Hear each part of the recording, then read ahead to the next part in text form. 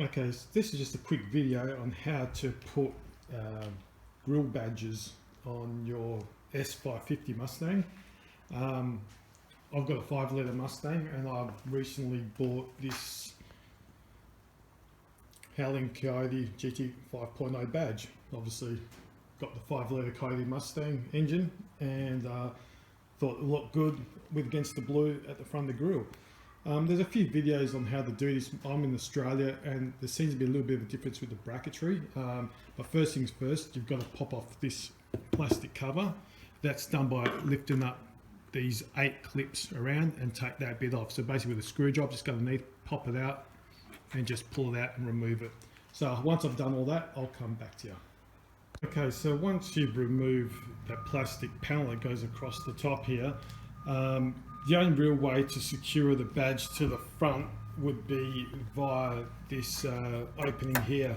But obviously this opening here, obviously you've got the hood latch in the way, so you actually need to remove that assembly.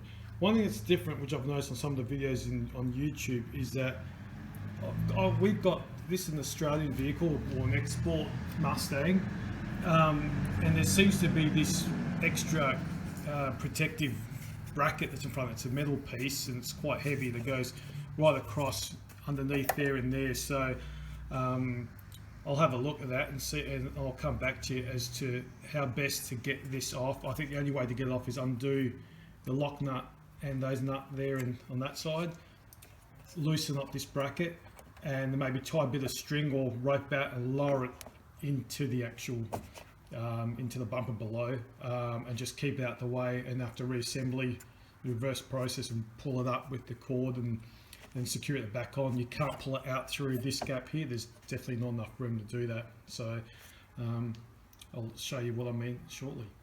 Okay, so I've removed this out of the bracket that holds this in place. So it's just, they're just 10mm nuts. Undo those two. As you can sort of see, I've got a bit of string here. And I've actually, if I can get a bit of a light down there, you might be able to see, I've just dropped it to the base of the floor of the bumper there. So I'll leave it there. Next point, again, another 10mm nuts there, undo that and remove this latch assembly out the way. I'll just be using a lead pencil and marking it so I know which position it needs to go back in once I'm done. So I'll show you how that goes.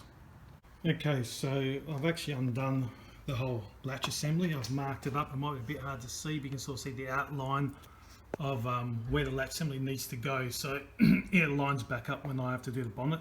The only other thing is there is a plug here, obviously to let you know, I assume there's a warning light that your bonnet or hood's open. So you just have to disconnect that. It just plugs into there. So just press the tab in and pull it out.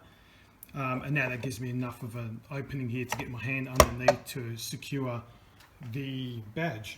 So with regards to the badge, in the kit,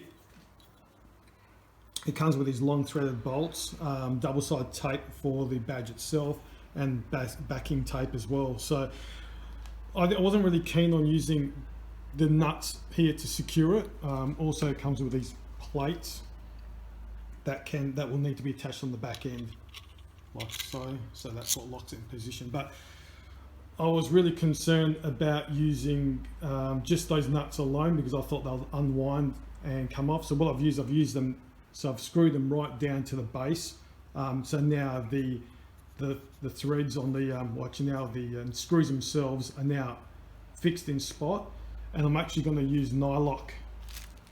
I've got a couple in the bag here, but yeah, nylock nuts.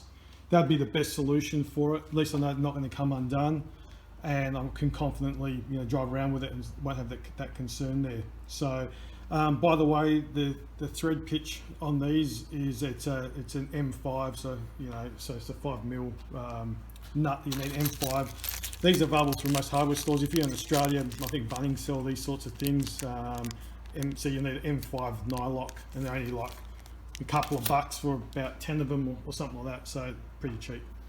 Okay, then I'll go on to installing it and I'll come back to you and let you know when it's done.